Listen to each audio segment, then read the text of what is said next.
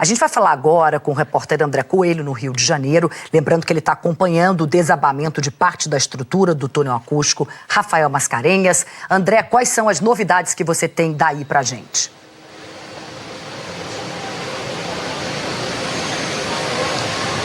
Oi, Cris. A Prefeitura divulgou agora há pouco uma nota e a gente tem aqui na íntegra esse posicionamento então do município. A Secretaria Municipal de Infraestrutura e Habitação informa que a estrutura do túnel acústico Rafael Mascarenhas é feita para servir como uma barreira sonora para a Pontifícia Universidade Católica, a PUC, que fica aqui ao lado, e ao conjunto residencial Marquês de São Vicente, aqui na Gávea também. A cobertura desse túnel não foi projetada para receber sobrecarga de peso. O solo da encosta próximo ao local do desabamento ficou encharcado por conta do volume de chuva e deslizou, atingindo a cobertura. Não havia nenhuma construção no local, segundo informa a Prefeitura. Técnicos da Fundação GeoRio, da Subsecretaria de Infraestrutura e da Rio Luz estão aqui no local. A energia já foi desligada para o início dos trabalhos de limpeza e também de retirada da estrutura que caiu.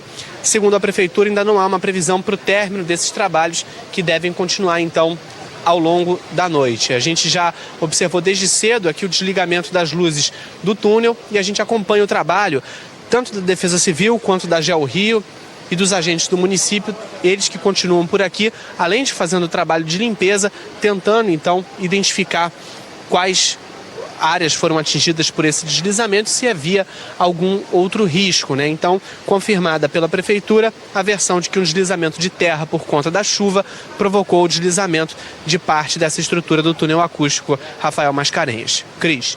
André, obrigada, viu, pelas suas informações. Uma das hipóteses era exatamente essa, né? Que essa cobertura tivesse sido feita exatamente para ser uma barreira sonora, e é o que a Prefeitura está dizendo que é, né? Enfim, eu vou voltar a chamar agora a repórter Naraina Borges. Ela está em outro ponto também do túnel acústico Rafael Mascarenhas. Nara, você estava acompanhando aí a retirada do ônibus, né?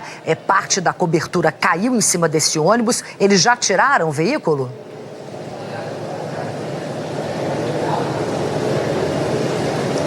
Não, ainda não, viu, Cris? A gente não pode passar dessa faixa aqui por uma medida de segurança, mas mesmo de longe a gente consegue ter um pouco da ideia do trabalho dessas equipes que estão aqui.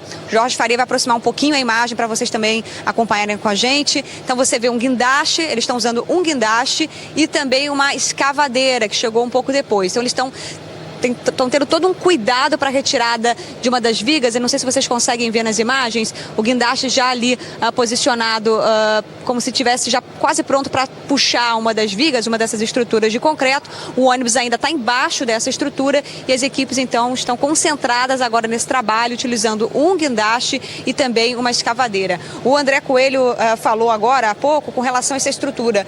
Pois é, ela não foi projetada para receber muito peso, né? Uma sobrecarga, mas por conta do solo encharcado, da chuva, a encosta acabou escorregando e esse volume pesou para essa estrutura, né, de concreto que acabou desabando, né? Não havia nenhuma construção no local, mas infelizmente ali acabou caindo. Graças a Deus ninguém se machucou. O motorista, como a gente viu, veio acompanhando ao longo da programação aqui da Globo News. O motorista, ele se preocupou, o motorista do ônibus, quando viu a estrutura vindo abaixo, ele se preocupou em colocar ali o veículo bem no meio da pista para atrapalhar o trânsito e impedir que outros motoristas passassem adiante. E ninguém ficou ferido. Nesse ônibus tinha um motorista entre os dois passageiros também que saíram sem nenhum ferimento e o trânsito aqui continua interrompido nos dois sentidos. A energia foi então desligada exatamente por medida de segurança e os técnicos então trabalham para a retirada dessas estruturas de concreto e do ônibus. Ainda não há previsão para a retirada, para a reabertura do túnel acústico Rafael Mascarenhas, né? Ele está fechado e o Zuzu Anjum também, que fica próximo aqui, também está fechado. A gente veio pela Rocinha, nossa equipe, para acessar aqui o ponto onde está, nossa equipe veio pela Rocinha. Lá já tem o bloqueio na altura da delegacia, ali perto da comunidade, já tem um bloqueio exatamente para impedir que os motoristas acabem dando de cara, encontrando esse bloqueio de trânsito aqui no meio do caminho. A situação bem complicada aqui para o Carioca, né? Daqui a pouquinho muita gente já está deixando o trabalho, deixando a escola. Nesse momento, Jorge, afasta, a estrutura se mexeu, está caindo. Logo quando eles puxaram ali uma viga, muita poeira desceu aqui do túnel. A gente se afastou exatamente porque ficou perigoso para a nossa equipe, a gente se afastou. Os técnicos vieram para cá, a imprensa também saiu de baixo ali do túnel. O isolamento vai ter que ser até um pouco mais para fora do túnel, porque foi exatamente quando o guindaste puxou uma das estruturas, teve um abalo aqui em todo o restante do túnel. Muita poeira caiu aqui agora.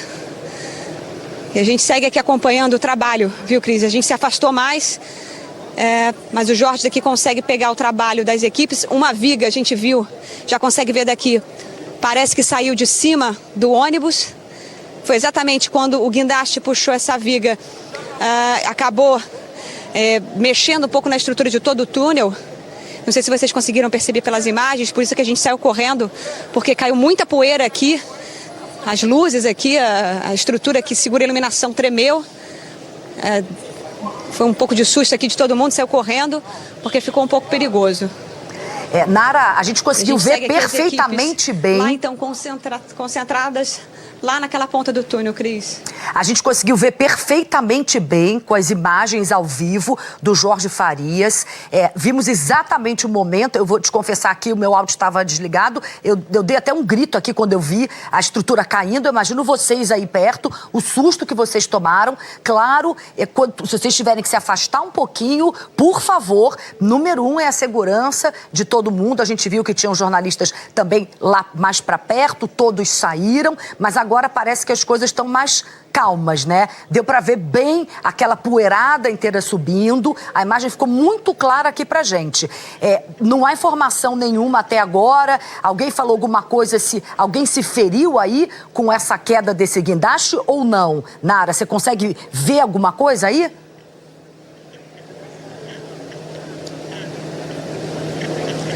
Não, Cris, eu estou até acompanhando as imagens aqui do Jorge Faria.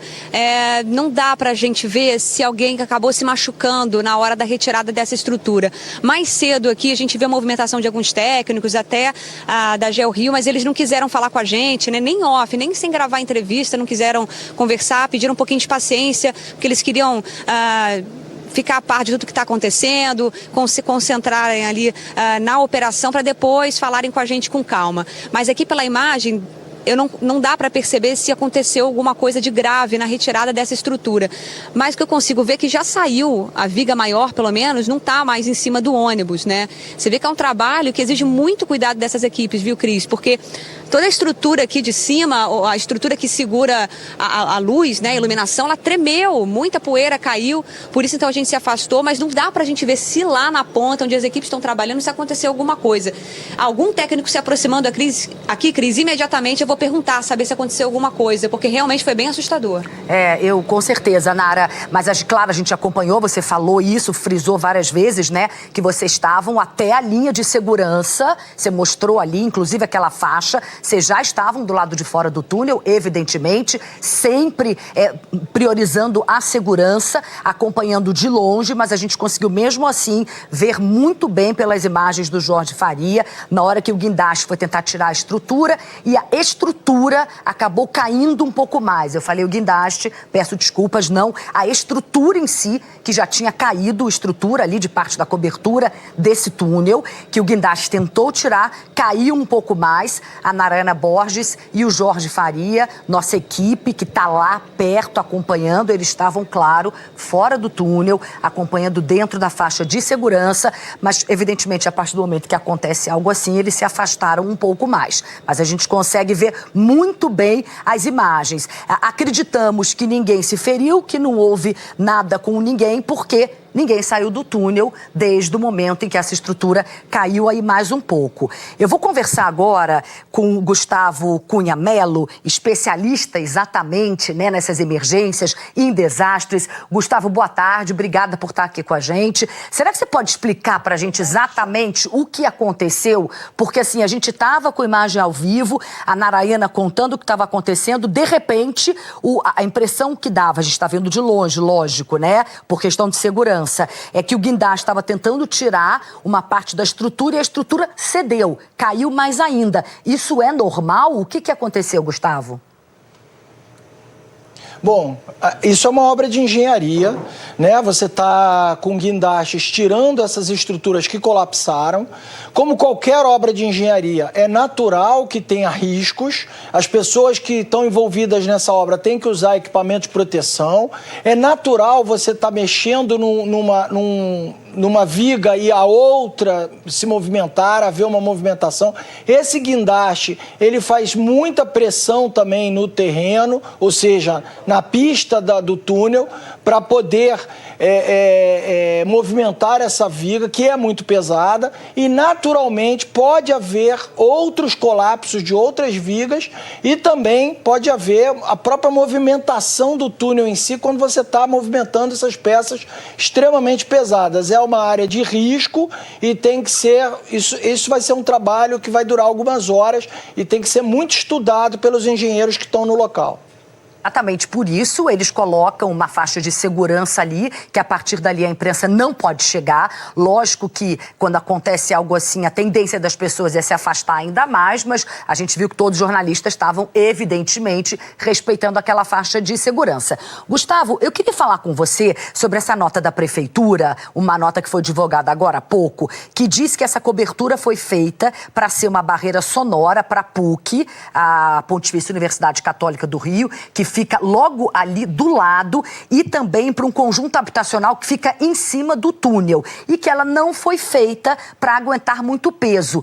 Aqui vai uma pergunta de leiga, Gustavo. Ok, uma barreira sonora, mas eu sou carioca, conheço muito bem aquela região, inclusive eu estudei na PUC, a gente sabe que tem encostas ali, tem montanha, tem mato e chove muito. Então, como assim aquilo não foi feito para aguentar muito peso? Não consigo entender essa justificativa. Cristiane, eu não acredito que no projeto original, que é da década de 70, que algum peso não tenha sido projetado nesta estrutura. É natural, toda e qualquer estrutura, ainda mais de telhado, seja ele qual for, se você fizer um telhado no edifício, ele está projetado para suportar algum peso, nem que seja de muita água, de muita chuva. Então, não explica o que aconteceu, o fato de ser uma cobertura acústica. E vale lembrar também que, mesmo sendo uma cobertura acústica, ela não pode colapsar e cair, colocando as vidas das pessoas em risco. Obviamente que ela não foi projetada pensando em uma possibilidade de cair. Há indícios com vegetação em paredes laterais do túnel, em paredes de muros de contenção, até no próprio telhado, muita vegetação vivendo por ali. Indícios de que havia muita infiltração, as raízes encontravam caminhos no concreto, então isso indica falta de manutenção. É natural que ali passa muita água, quem passa pelo túnel, como você, Cris, e eu que vivo aqui no Rio de Janeiro também, a gente passa muito por ali, é natural ter muita infiltração, cai muita água ali na lateral. Agora, essa cobertura, ela é amarrada, ela é presa às colunas. Isso é feito com peças de aço, com peças de ferro, e essas peças podem ter encontrado corrosão, fora a própria colocação dessas peças com raízes, com vegetação, muito tempo, muita infiltração ao longo do tempo, terem se movimentado, e esse desmoronamento que houve hoje em função da chuva, que eu não acredito que foi exclusivamente por ele que caiu, ele certamente contribuiu empurrando essa viga, empurrando essa cobertura e até a coluna, o que fez ela movimentar e cair. Mas ela não está solta, não era para ficar solta ali. Ela tinha que ter uma amarração e que ou estava corroída ou estava ausente, deixando o telhado colapsar. Exatamente isso que eu ia te perguntar. Peraí, vou esperar você botar... bota o ponto. Pegar? Pode botar o ponto. Pode. Ele vai... A gente usa o ponto eletrônico aqui no nosso ouvido exatamente para ele conseguir ouvir as minhas perguntas, né? Agora sim, Gustavo, tá me ouvindo bem agora, né? Tô ouvindo, Cris. Maravilha, Desculpa. maravilha. Obrigada por ter pego aí de volta o ponto eletrônico para poder me escutar bem. Bom, eu ia te perguntar exatamente dessa questão da manutenção. A impressão que a gente tem é que, evidentemente, com a chuva que houve desde ontem, que não foi uma chuva tão forte assim quanto em outras ocasiões, que a gente já viu no Rio de Janeiro, é óbvio que houve um acúmulo de água e de resíduos também, evidentemente, de outras chuvas. Quer dizer, fica muito evidente a falta de manutenção, a falta de limpeza nesse telhado, tô certa? Tá certíssima, Cris. Agora, eu não acredito, a chuva está colocando a Niemeyer em risco, porque ali você tem uma encosta e tem muita terra, muita água, pedras e tal, colocando as pessoas que passam pela Niemeyer ali em risco. Inclusive, a prefeitura disse que estaria abrindo a Niemeyer em caráter emergencial, o que é muito perigoso, ou seja, não tem nenhum engenheiro assinando laudos dizendo que, de fato, é seguro passar por ali. Em relação ao túnel acústico, a Lagoa Barra, não vejo pelas imagens abertas, quando você vê o terreno que caiu muita terra, sim, caiu, mas não o suficiente para, por si só, a terra colapsar a estrutura. Eu acredito que ela encontrou uma estrutura falha e com falta de manutenção. Obviamente, temos que aguardar os laudos periciais dos engenheiros que estão no local, mas há uma hipótese muito razoável de que a terra que colapsou, que desmoronou, ela encontrou o túnel já com falhas em suas estruturas, falhas, inclusive, de manutenção. Provavelmente, né? Gustavo, muito obrigada, viu, pelas suas explicações. Acho que ficou tudo bem claro. Claro que a gente está acompanhando aqui essa cobertura ao vivo, trazendo as informações assim que elas acontecem para vocês. Então, também trabalhamos com algumas hipóteses, né? Gustavo, obrigada mesmo. Boa tarde para você. A gente continua falando desse assunto. Vamos voltar lá para o túnel Rafael Mascarenhas, mais uma vez com o repórter André Coelho. André, o que você tem de novidade para a gente? Mais alguma informação daí?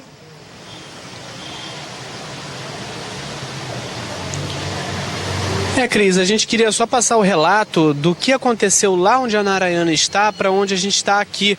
Nós estávamos todos posicionados bem aqui no acesso ao túnel no momento em que a gente conseguiu sentir um abalo grande aqui em toda essa estrutura de iluminação do túnel. A gente estava aguardando, enfim, qualquer outra atualização aqui nesse acesso. Nesse momento começou a tremer tudo. Aí os agentes da Guarda Municipal que estão aqui só recomendaram que a gente corresse, a imprensa inteira correu. A gente correu todo esse acesso do túnel descendo, porque a gente não sabia o que estava acontecendo, até essa estrutura se estabilizar e a gente perceber, então, o que havia se passado, como a Narayana informou. Mas aqui, nesse momento, essa parte já se estabilizou, a gente não teve nenhum outro abalo aqui para o lado de cá, mas, de qualquer forma, todo mundo está mantendo uma distância desse acesso do túnel, porque como a gente sabe que as equipes estão trabalhando e mexendo em estruturas que acabam sendo conjuntas, né, acabam refletindo, gerando impacto no outro lado. E aqui onde a gente está foi um susto muito grande, todo mundo saiu correndo, porque não tinha entendido o que havia acontecido. Mas eu continuo por aqui monitorando a situação desse ponto. Cris? André, queria só te fazer uma pergunta, só para ficar bem claro para quem não é do Rio de Janeiro. Você está numa entrada do túnel, que é na Gávea. A Narayana está depois da primeira galeria do túnel, que chama túnel Rafael Mascarenhas, que é mais perto de São Conrado, certo? Aí em cima de você, e se puder pedir para o seu repórter cinematográfico, não sei com quem que você está, mas se puder pedir para ele estiver me ouvindo, para mostrar o conjunto habitacional, exatamente. É o Milton? Mostrando aí o conjunto habitacional, que é exatamente... Isso, é o Milton Oliveira que está com a gente aqui. Ele está mostrando o conjunto habitacional. Exatamente, Milton Oliveira. Pode continuar, Cris. Obrigada, Milton. Então, esse aí é o conjunto habitacional que fica exatamente em cima do túnel acústico Rafael Mascarenhas, e é exatamente por causa desse conjunto habitacional e também da Pontifícia Universidade Católica do Rio, que fica ali atrás, que a prefeitura disse que essa cobertura foi feita como uma barreira sonora, uma barreira de som, para evitar que o barulho, né, vá tanto para o conjunto habitacional quanto para a Pontifícia Universidade Católica ali atrás. Agora, André, ficou ótimo. Milton, muito obrigada, viu? Só para ficar bem claro para quem não conhece aí essa região. Eu estou vendo que a chuva deu uma apertada.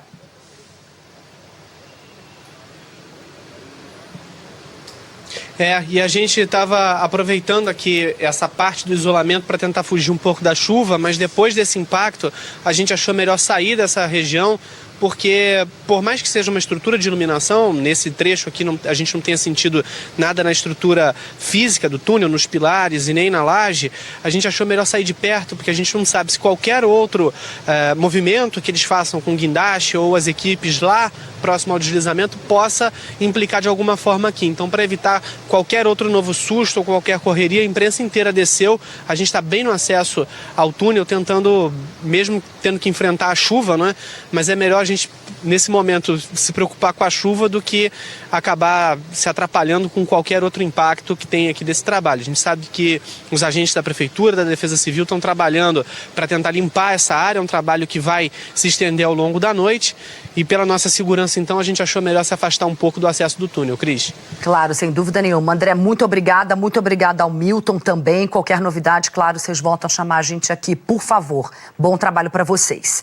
E não foi só no Rio de Janeiro que choveu, não, viu? A chuva forte também atingiu aqui o estado de São Paulo. Cidades do litoral norte ficaram inundadas. Ubatuba amanheceu assim, debaixo d'água. O rio Tavares transbordou e parte da região central virou um grande lago. Homens do Corpo de Bombeiros tiveram que retirar moradores das casas inundadas em um bote. Além de Ubatuba, outras cidades do litoral norte também foram atingidas. Em Ilhabela, Caraguatatuba e São Sebastião, o abastecimento de água ficou prejudicado. Além disso, as aulas foram suspensas e unidades de saúde tiveram um atendimento prejudicado por causa da dificuldade de acesso. Em Caraguatatuba, um idoso precisou ser socorrido com um caiaque. A lama invadiu o mar e mudou a cor da água. Nossa, um lamaçal, né? Bom, estradas importantes ficaram fechadas no estado de São Paulo. A rodovia Anchieta, que liga São Paulo ao litoral sul, continua parcialmente bloqueada por causa de uma queda de barreira. Esse deslizamento aconteceu ontem à noite. Eu vou conversar agora com a repórter Adriana Coutinho. Adriana, boa tarde para você. Tem alguma previsão da liberação total da pista? Tem sim, Cris. Boa tarde a você, boa tarde a todos. A previsão da Ecovias, a concessionária que administra o sistema Anchieta Imigrantes, é que por volta das 8 da noite toda essa pista já esteja liberada para o tráfego de caminhões, principalmente, que é os que mais utilizam aqui essa rodovia. A gente pode observar como foi o estrago aqui. Nós estamos no quilômetro 45 da pista sul da rodovia Anchieta, onde houve o deslizamento de terra ontem à noite. Os operários continuam trabalhando aqui. Hoje cedo vieram os geotécnicos da concessionária para fazer uma avaliação e eles acharam melhor, depois dessa limpeza, começar o trabalho de jateamento de concreto. A gente já começa a observar, Cris, que ele já foi feito. Agora há pouco, inclusive, o caminhão com concreto saiu daqui, outro vai retornar daqui a pouco com mais material. Enquanto isso, uma escavadeira faz a limpeza aqui dessa base. O pessoal da Ecovias estava me contando, Cris, que 40 caminhões fizeram essa viagem de recolher essa terra. Foram mais de 170 toneladas de terra. Esse material foi levado para outro trecho aqui da rodovia, que não atrapalha o trânsito, claro. A gente observa agora que tem um momento de parada, porque são 500 metros aqui de bloqueio. Só uma faixa foi liberada para os caminhões. Então tem 15 quilômetros quase de congestionamento de caminhões. Agora, essa pista aqui daqui a pouco vai ser totalmente bloqueada, porque a pista norte, ela hoje teve um outro acidente. Hoje foi um dia bem complicado para os caminhoneiros, para quem utiliza a Anchieta. Então lá estava bloqueado até agora há pouco, já foi liberado. A gente vai conversar inclusive agora com o Fabiano Medeiros, que ele é gerente de atendimento ao usuário. Boa tarde, Fabiano. Então, daqui a pouquinho essa pista já não vai poder ninguém mais passar por aqui até provavelmente umas 8 da noite, aí? Oi, boa tarde. É isso mesmo, a gente está terminando o destombamento das carretas na pista norte. Assim que concluir os serviços lá, o tráfego vai ser todo direcionado para a pista norte. E aí essa pista volta a ser totalmente bloqueada para que os serviços sejam acelerados aqui. Assim que, com o bloqueio dessa pista, fica muito mais fácil o pessoal trabalhar e subir a agilidade. Provavelmente, então, à noite, o pessoal, o caminhoneiro, que estiver precisando, né, ir para essa pista é utilizada para quem segue para o litoral, já vai estar liberado. Exato. Até às 20 horas, nossa programação, essa pista também vai estar liberada. Agora é importante dizer que os veículos de passeio e as motos devem utilizar a imigrantes. A imigrantes não tem nenhum ponto de lentidão, o fluxo da capital para o litoral está normal. Teve algum outro ponto de deslizamento? O que os técnicos avaliaram aqui? Não teve nenhum outro ponto, só aqui mesmo, no quilômetro 45 da Anchieta. Os nossos geólogos, geotécnicos estiveram no local, fizeram as recomendações das obras que estão sendo realizadas agora. É um serviço paliativo para poder liberar a pista, o tráfego com segurança e agora, a posterior, um estudo de engenharia, um projeto para fazer uma obra definitiva. Obrigada pelas informações, viu, Fabiano? Com você, Cris. Muito obrigada pelas suas informações, viu? Bom trabalho para vocês dois, para todo mundo que está aí, na verdade, né?